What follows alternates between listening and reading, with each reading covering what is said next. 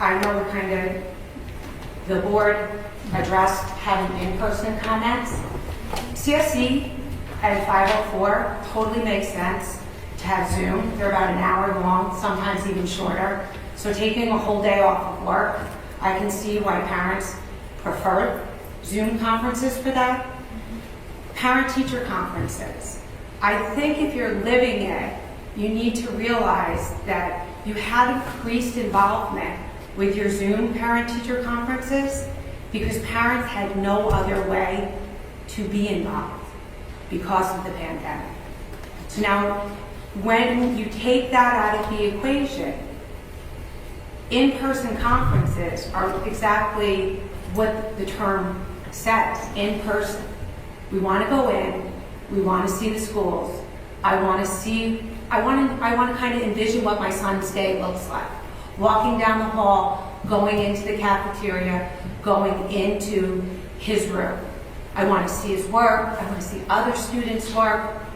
So be very careful about taking the in-person conferences off the table. I'm going to agree with one of the administrators with the hybrid method being more conducive of what your community would want. Is that my 3 minutes? Still more. Don't give more. There's still more? There's still more. Okay, but maybe I should save You for have another another minute. I don't know. It's another mandatory.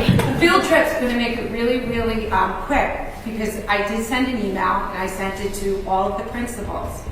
I can tell that no one on the board, and I don't know anyone personally, has a 5th grade student. Because if you did, you would realize that the Ashokan trip is more than a field trip. I went on the Ashokan trip 40 years ago.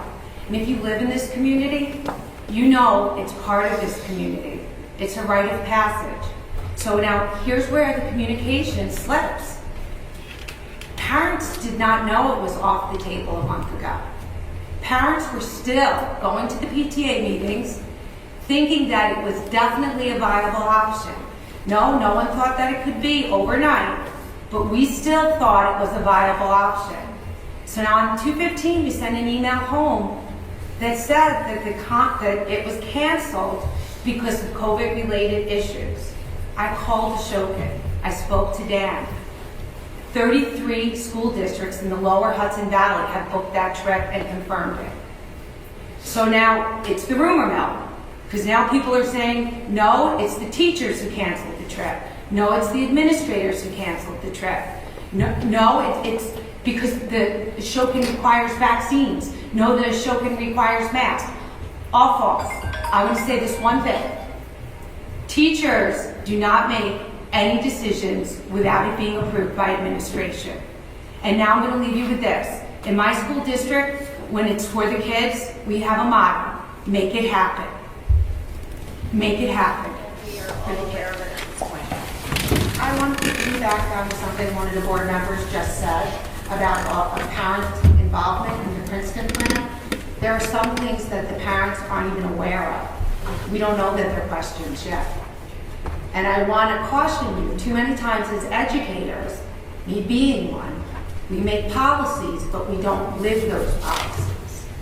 And until you're living a policy, you don't realize that it's bad. On paper, it looks good. And I didn't realize that until I had my own child, and I only have one. And I've been in education for over 25 years.